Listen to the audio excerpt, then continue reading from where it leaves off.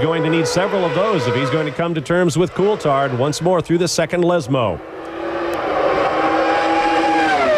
After a short break, we'll return for more live coverage of round 12 of the 1995 Formula One season. Schumacher just whipped in the quickest lap there, which is interesting to know. Shows he's getting himself together. But, you know, I've noticed with several Grand Prix, they're inclined to run fairly like this for a while until we have a fuel stop. And once we get that fuel stop, then they think they really know what the order is. Because, oh! The other Pacific, Gianni Lavaggi. This is in the chicanes on the front side, I believe. And it looks like he has lost the fire and is done for the day. Meanwhile, rushing down toward the Parabolica, 209 miles an hour before getting on the brakes right here. We're back in 1970 in Saturday qualifying. Jochen Rindt Lotus jerked left into the barrier, which you see to the right of your screen. He died of his injuries and became the first posthumously crowned world champion. In fact, the only one. Dying at the age of 28. In fact, recently Austrian TV showed footage of that crash, which I did not know, frankly, existed. I had never seen footage of it, but apparently it exists, and they showed it recently. The 25th anniversary of that dark moment in Formula One history. Now here's Blundell battling with fellow Englishman Martin Brundle. Well, Italian TV has decided not to show us the denouement of that little battle. Ooh, somebody getting a wheel off. Mr. Lazy. Coulthard beginning to draw away. Berger and the world champion. Damon Hill now drawing up on Michael Schumacher.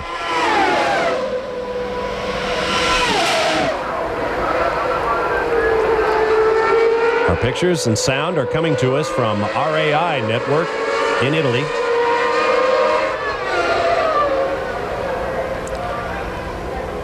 Now David Coulthard draws away. Gerhard Berger has had an interesting 2 weeks since our race in Spa.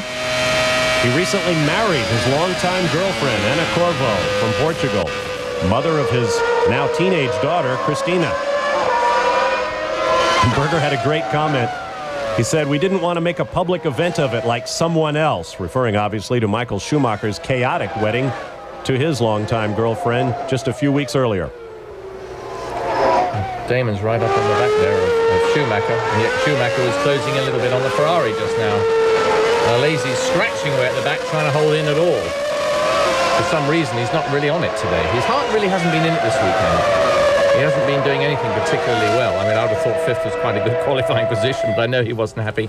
There you can see that Blundell did get him back by Brundle, and of course somebody else has got by Blundell as well, coming in there. That was Heinz-Harald Frentzen in the Sauber going around Martin Brundle. Brundle said he has not driven this Ligier in its low downforce configuration. Recall that Aguri Suzuki of Japan had the car for the German Grand Prix at Hockenheim, so Brundle has had to accommodate a steep learning curve. We've had a lot of cars off the racetrack as these teams try to find the absolute minimum amount of wing necessary to provide the downforce they need for the corners. The idea here at Monza is top speed. Coulthard's pole lap averaging 152 miles an hour is the fastest of the year, not quite as fast as the old Monza record, and of course not close to the all-time qualifying record of 160 miles an hour for Keke Rosberg at the old Silverstone circuit. You can see how little downforce they're running, when in fact you can't see the names of the sponsors on the rear wings of the car when they're coming towards you. That tells you how low the wings are.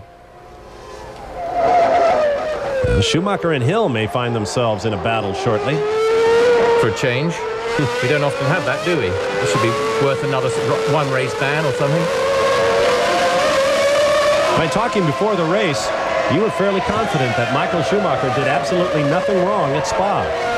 I wouldn't say nothing wrong. I didn't think he did anything too outrageous. I think his driving was outstanding. I thought the way that Damon could not get away with him, Schumacher on slicks, Damon on wets, and Damon couldn't pull away from him. I thought that was the outrageous thing. And for a guy on wets to allow another man on slicks to actually stay with him through a series of corners, I found quite difficult. I'm sure I wasn't in the car, and therefore, how can I say? But that was my opinion at the time, and I thought Michael did an amazing job. I think you saw some real star driving going on that we don't see very often. You won't really see that sort of thing today. And supposedly Michael Schumacher is worth about a second a lap in the Ferrari next year. He may need all of that and then some. The running order right now is Coulthard, Berger, Schumacher, Hill, Alesi, Barrichello, Häkkinen, Herbert, Irvine, Blundell, Brundle, Frentzen, Penny, Katayama, Badua, and Salo. It's the one racetrack, I think, of all that we've been to that the Williams with the Renault engine really is superior. Then somebody's going to say, yes, but surely Benetton have got the Renault engine as well, but they don't seem to have that aerodynamic speed that the Williams does. And it's very apparent. You can see just the way Coulthard is gradually pulling away from the rest of the field. He's now got a 2.5 second lead after, 6 laps. So he's just gradually easing away from everybody. But I think after his incident on the warming up lap, it's quite remarkable how he's pulled himself together, because I'd have been a bit perturbed, I think, after falling off in the lap. Now here's another look at the spin that took Gianni Lavaggi out of this race. And as you can see, that gravel pouring over onto that chicane, that'll make life difficult for the field that remains in this race. In fact, that gravel was a part of a bizarre incident that took place on Friday when Taki Inoue went off in the footwork, scattered gravel everywhere, and then the 240 teammates came through, and Pedro Diniz sprayed the gravel in the air. It was hit at full speed by his teammate following, Roberto Moreno. It absolutely destroyed the front wing, the nose, the rear wing, and pocked Moreno's helmet to the point where he could not use it. Left rear tire down on one of the Ligets. Doesn't look good, does it? Can't quite see what it is, but it's certainly going down. But he seemed to be going still quite far. It really has gone. Martin Brundle. Oh, what a shame. You see the sidewall has come completely adrift. That's amazing to happen so soon in the race. He must have picked up some rubbish. There was debris around, no doubt, from that incident at the Ascari curve, and he might have picked up something from that. Or perhaps had contact with someone. There is Schumacher with Damon Hill just behind him. Hill desperately needs to get by, trailing Schumacher by 15 points for the World Championship, and the rear end stepped out right there on the Williams. Martin Brundle, one of 3 drivers represented by an Englishman named Mike Greasley. Greasley suffered a stroke recently, so representation of those 3 drivers, including Brundle, Mika Salo, and Eddie Irvine, has been taken over by Formula One's heaviest hitter, Bernie Ecclestone, which no doubt has the team managers of those particular teams shaking in their boots. There is Brundle. Now he is beginning to spread debris everywhere. Yeah. There's pieces of fiberglass and carbon fiber all over the place. Ooh. But he's not pulled over. He's just still driving back. He's certainly driving back. I can't believe why he's doing that, apart from the fact he daren't go over the fence and walk back through the crowds. Is the only thing I can think. But he's certainly not doing the suspension any good, because it really will be dragging on the round now. Looked like a piece of the diffuser might have come off. Coulthard still leads away. A year ago, David Coulthard had a podium in his future at that race, but he ran out of fuel. 5 a.m. Eastern Time, live here on ESPN. Here comes Pedro Diniz in the bright yellow 40. Just behind him, Mika Salo, who just pitted the Tyrrell for fuel and tires with 40 laps remaining. We anticipated just 1 stop.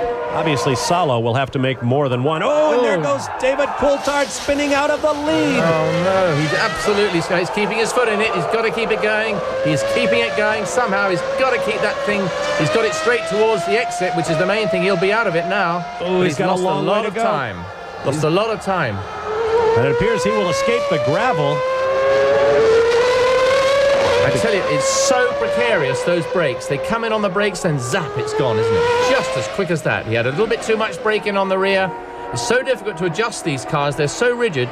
To adjust the brakes so that at 180 mile an hour corner, the brake bias is correct, as opposed to a corner at 110 miles an hour. And that is the same place that he went off on the warm-up lap of the original start of this race. They won't be happy in Scotland about that. Or in the Williams pit.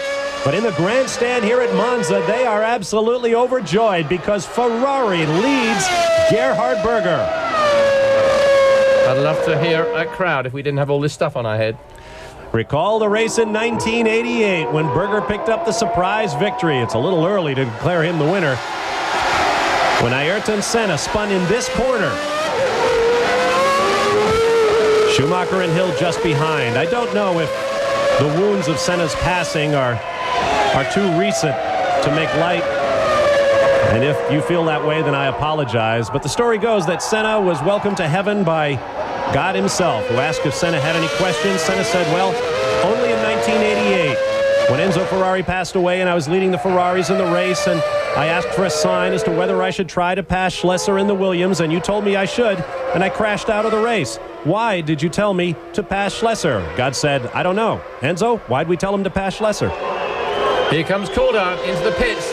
They got a new nose for him because he obviously damaged the other one, or possibly damaged the other one. Fresh tyres and, of course, refueling. Well, looks like he overshot his pit. That was not a good move. He came in far too fast. Very difficult to judge when you're rambling around at 215 miles an hour the whole time. But they've dragged him back. They're whipping the wheel off. They're checking something at the front and probably taking that nose section off. Can't see from here. Getting all the dirt out of the discs. And I guess they're going to change the front nose and get him out on the track. But, of course, that means he's going to have a two-stop race, whatever happens at this stage. And they're looking very carefully. Oh, and Coulthard shuts it down and gets out. He's filled the inlets up with stones. Problems at the front end. Perhaps brake discs irreparably damaged by stones. In any event, the young Scot faces another heartbreak at Monza. Meanwhile, on the track, Gerhard Berger leads Schumacher and Hill. You don't get many opportunities like that. It'll be half a second quicker than everybody both days, ahead of the world champion. All the talk about him going to Ferrari and then to lose it in the race, right? It might have been a mechanical problem, but to me it was he just overbraked and went off the road. It was from the rear end he had a problem, but of course picked up the damage in the sand, and that's what did the damage. But it's great. Look at that Ferrari out in front. And I just can imagine the noise that must be going on. It must be outrageous to go around, and you will see those red flags when you're in that car, without a doubt. And I reckon to drive a Ferrari at Monza is worth half a second a lap. And that's really what we're seeing here, is seeing Berger actually starting to ease away a little bit because of his sort of the emotion of the whole situation. Ukyo Katayama, the other Tyrrell, making an early pit stop. Now we'll take another look at what happened to David Coulthard heading for the Ascari chicane. Yeah, he just locked up the rear end. I mean, that's all he did. You can't say it was bumpy. That circuit was as smooth as a baby's bottom. And he went straight round onto the sand, and of course that was it, and damaged the car. Here we have Berger whistling out to overtake Pani, is it? That's Pedro Diniz. Pedro Diniz. Yeah, I'm not quite used to the colours of these cars being to change every race. Well, that's okay. You're a relief pitcher this weekend. You're allowed a few. I never look that far back down the grid. That's my problem. I look at the guys at the front. Diniz would appreciate it. Yeah, I'm sure he would, but he's got to be realistic. He's back there for a reason. Absolutely. And right now, he's between the two title contenders. Schumacher and Hill make short work of him. This is where his teammate went off. And Schumacher and Hill have actually eased up quite a bit on him through there, but of course he is picking up the tail enders first. It's the first time the back markers have actually seen the leaders of the race coming around. They're not got in the swing of moving over yet, and we can see that here. Obviously a little bit of drafting, a bit of slipstreaming goes on. That's just what Berger needs, a couple of extra miles an hour. Even then he's finding it difficult to go past, because a lot of these guys are running less downforce than the Bergers, but of course it means they're slower in the corner. Look at all the gravel offline at the Ascari chicane. You have to tippy-toe through there. Riding with Damon Hill. Yeah. How many revs are you doing, Bob? Did you catch that? I lost count at around 15,000. Schumacher's trying to break his toe. Look at Damon right up the back of Schumacher going into that corner. See, Schuey wanted to get by that car in front but couldn't. And he actually wasn't close enough, but he really tried to break Damon's toe.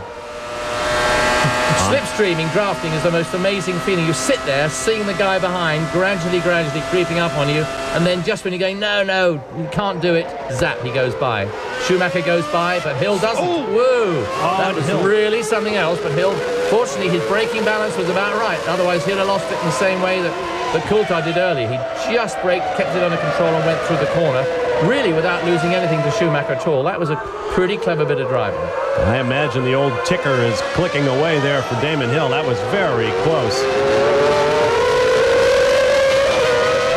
I don't think he's thinking about probation at this moment. Do you, Bob? I don't think there's anything there in Schumacher's mind. He's just going to hold Hill off just as much as he can with any trick in the book, but he might not weave just as many times as he did at Spa. Absolutely. A world champion like Schumacher is not thinking about that suspended suspension for 4 races as a result of the steward's decision 2 weeks ago in Spa. Once more through the gravel. Alesi slightly moving up there, picking up a little time, but if you remember, of course, the lads in front have had some moments with tail markers, whereas by the time Alesi got there, they might have said, okay, I give in, I'll pull over. And Alesi is a pretty brave overtaker too. No question about it. The drivers in the points right now: Berger, Schumacher, Hill, Alesi, Barrichello, and Häkkinen. Häkkinen, of course, in the McLaren-Mercedes. Alain Prost, after his brief test last week, said he was surprised at how good the car is and that it will not take long to develop it into a front-runner once again. Now, I wonder how much of that might have been a politically motivated comment from one of the master politicians of Formula One, but nevertheless, Alain Prost making news for McLaren as you ride with Damon Hill. It might make Prost quite a bit of money as well, so he's got to say the right things. And I mean, well, in my own small way, being a lot older than him, I would still love to race cars full time. He has realised that there's really nothing in out there when you're not racing, and he wants to get back in desperately. So he's feeding his way in to see how competitive it is. I'm a bit worried. I don't think he did that good a job versus Damon Hill, and I don't think that he's really got what it takes to beat the Häkkinens. I think as a test driver and as technically he's brilliant, intelligently he's right at the best. He's one of the best. But I think as far as actually having the guts that you need, the Schumachers and the Häkkinens and the Alesis, their sort of drive, I don't think Prost has got it. And you have to have it to win these sort of races, unless you're in a superior car, which he is not going to be if he drives the McLaren Mercedes. Well, the man said it himself. Prost said, I will not do it if it's not a 100% possibility of scoring. Preliminary word from the Williams pit is that a wheel bearing failure sidelined poleman and race leader David Coulthard. We'll take a timeout and return for more live from the Grand Prix of Italy at historic Monza. Stay with us. This ESPN Speed World presentation, the Italian Grand Prix from Monza, is brought to you by Toyota and their full line of quality cars and trucks. Toyota, I love what you do for me. And by American Express. Welcome back live to Monza, where Gerhard Berger leads Michael Schumacher, Damon Hill, Jean Alesi, Rubens Barrichello, and Mika Häkkinen in the 6 points-paying positions of this Italian Grand Prix. Bob Varsha and Derek Bell, glad to have you with us on this Sunday morning. Morning in America, afternoon at Monza, where a crowd of between 75,000 and 100,000 of the Tifosi, the legendary Ferrari fans, are watching their man, Gerhard Berger, out front. Berger on his last run at Monza, which, as I say, must be very emotional for him, but he's out there giving it his all. And I think that's what's great. You read all this nonsense about bad feeling and bad vibes within a team, and there you have a fella goes out, he knows he's going to another team, and he goes out because he's a racer. And that's what I say about these drivers. All this nonsense, the politics behind the scenes. If only drivers could get in and literally just drive. That's all they want to do, is drive. They don't want all the politics. And you're seeing these guys get out there, Berger's out there, and he's driving his heart out because he is a racer. All he wants to do is win. He doesn't give a darn about where he's going next year, who's this, who's that, all the politics. He just wants to win. Comparing laps for Berger out front, Schumacher in second. It's true that much of what we hear in Formula One is highly charged politically. Everybody has an agenda that they want to accomplish, and of course it's all filtered through the media, and that includes us. We try to bring you the most accurate information we can get, but you just can't quite be sure whether what you're getting is accurate. Oh, is that Martin Brundle? No, I believe that was Olivier Panis parked in the chicane. Wasn't Martin's helmet. Yeah, that was Panis. At that point on the racetrack, Schumacher and Hill come flashing through. It just shows how difficult it is for some of these guys. They're losing it under braking coming in. They obviously, as you know, have little downforce, and they come in that last split second. They leave it a split second late, the car goes round on them. Meanwhile, Martin Brundle has his Ligier in the pits.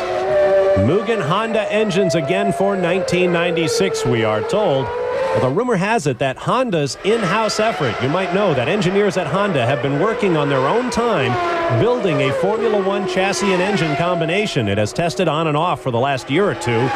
It is still pounding around at Suzuka, and the rumor has it that Honda may come back as a manufacturer in 1998. Alesi's moving up very, very close to Damon Hill at the moment. He's just picked his way back up with the last couple of laps, moving in on them very well. They haven't really either They haven't pulled away much from Barrichello and Häkkinen and Herbert, who are not far behind. In that last shot, we picked them up just behind them. So they're all still fairly close together. I mean, just a couple of seconds in it at this time. Damon Hill closing up inexorably on the world champion, Michael Schumacher, who for his part says he has been driving his car at the limit and over it all weekend. He said he has never had as much trouble and taken as much time finding the optimum balance in the Benetton-Renault. Lazy's right there, right on their tail. And that'll lighten things up a bit, because then Hill will have to, watch his tail, because Lazy's going to come through, and we know how good a Lazy is at that sort of maneuver. Schumacher, Hill, and a Lazy in Rogia. Just over all that signage on the left is the street on the other side of a concrete wall.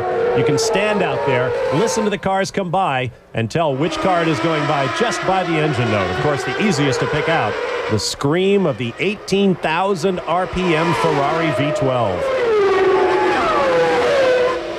Why do Ferraris always have such a wonderful note? Everything they do in their road cars, they always sound just a little bit better. There's something special about a Ferrari. But it's a legend. There's a car that's been out there for all these years, racing all the time. They get a lot of criticism about their performance, Ferrari, but they make a lot of that car in Modena. 95% of that car is built in Italy. I know they got a British designer and one thing or another, but that car is built in Italy. They don't have Renault engines, they don't have Mugen Honda engines, it's all Ferrari, and for that I really have to take my hat off. They have missed a mere handful of races in the history of Formula One. No question. This is all very interesting. We're going to see what poor Michael's got to weave his way through here. Damon behind, followed by a Lazy. All three have got by that tail ender. That was Jules Boullion in the Sauber. Ooh, now we have more slower traffic ahead, and the queue is building up behind the footwork. Schumacher will take him on the outside. What will Damon Hill do? There is Berger twitching just that little bit. And now the footwork gets out. Oh, and Hill and Schumacher have touched again. All because of that tail ender. Hill and Schumacher, but that is unbelievable. Why do they keep doing it? I mean, no wonder they can't talk. Ferrari's first and second at this point. And Schumacher is coming over to have an immediate word with his title rival.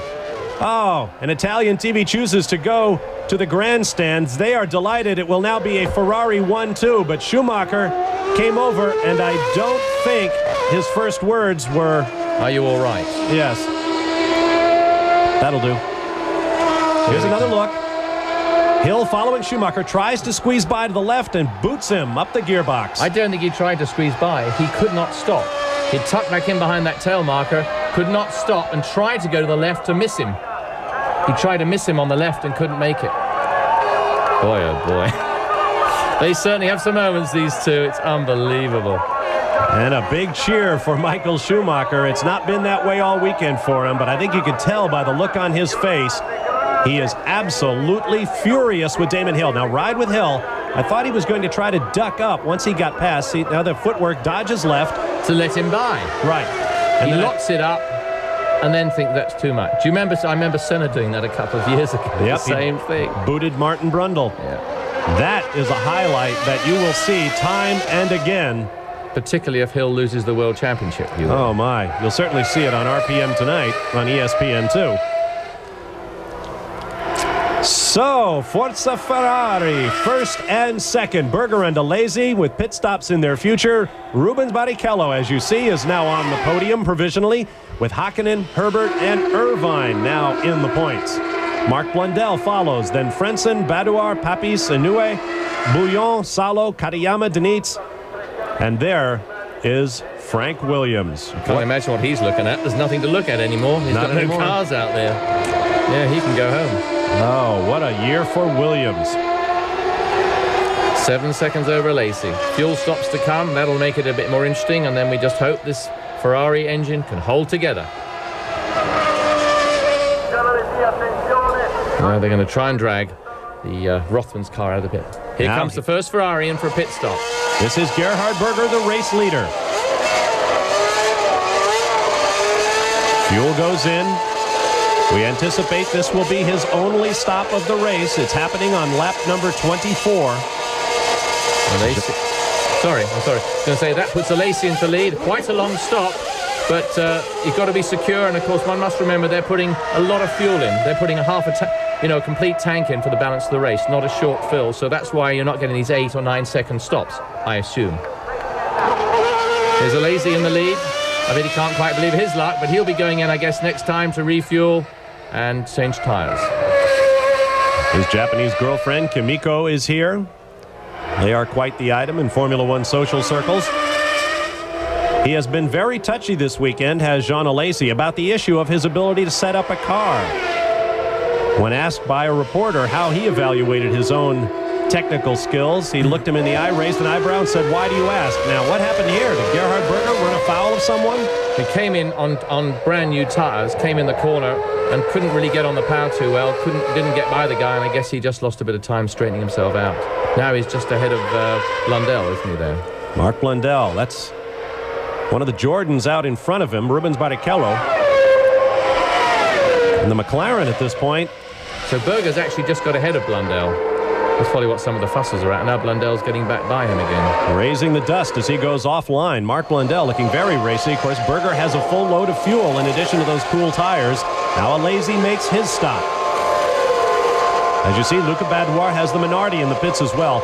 Minardi's deal for V12 Ferrari engines next year, by the way, has fallen through. They're talking with Ford about possible customer engines, perhaps the Z-Tech engines that the Sauber team will give up next year. Now Blundell dives for the pit entrance. And that will put Rubens Barrichello into the lead. Now here is the incident we just saw the tail end of before, as Barrichello went by Gerhard Berger, and it was neatly done. Yeah, well, obviously Berger wasn't going to make it be stupid there. We'd seen too many cars off there so far, and he knew he was on brand new tires and they weren't hot, so he had to just be very cool and let the guy go. He didn't want to, because it means he's got to retake him again later on. But here we are. He is out there again and no doubt steaming on, and he'll get him in no time at all. In the final year of his contract, Rubens Barrichello, as I mentioned earlier, wants to drive for Ferrari. May be running out the string with the Jordan team, for whom he has shown so much promise. There you see him twitching just that little bit under braking. Mika Häkkinen now runs second, Johnny Herbert third. Gerhard Berger, despite his pit stop, is up into fourth, followed by Eddie Irvine. Mark Blundell shown fifth. Jean Alesi in the sixth spot. Into the Parabolica goes the race leader. We'll be back to Monza live in just a moment. We are back while Italian television is showing us this replay of Luca Badoer's second major crash this weekend at Monza. He is now out of the race. Race leader Mika Häkkinen is in the McLaren-Mercedes. That apparently lets Eddie Irvine into the lead, but of course he hasn't pitted either. Alesi got out of the pits ahead of Berger, so that puts Alesi basically in the lead.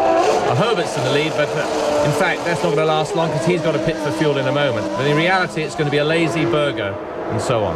As you see, Eddie Irvine is now in the pits from the second position in the race, as our timing and scoring is about a lap behind the action. It is Herbert now leading, Alesi second. You're right, Derek. He got out ahead of Gerhard Berger.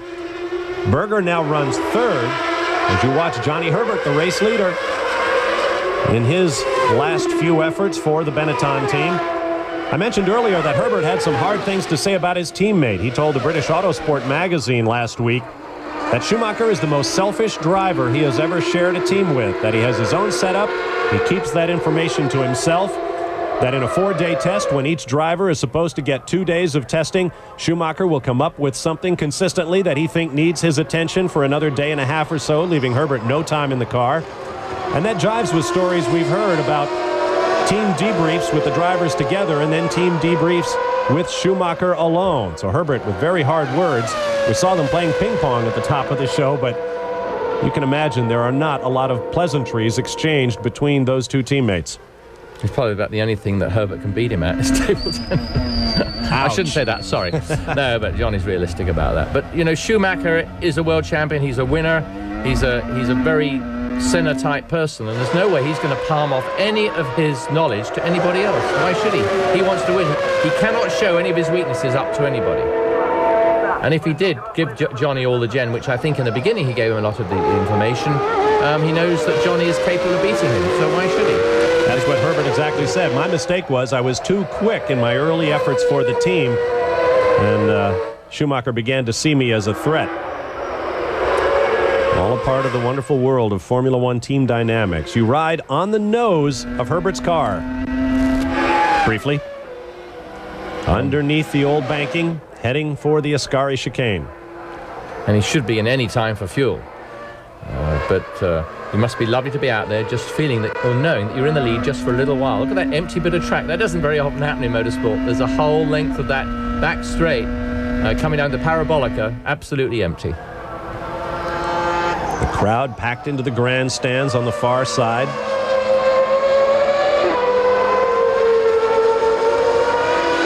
Just to hear that noise, that roar, is just that is unique to Monza.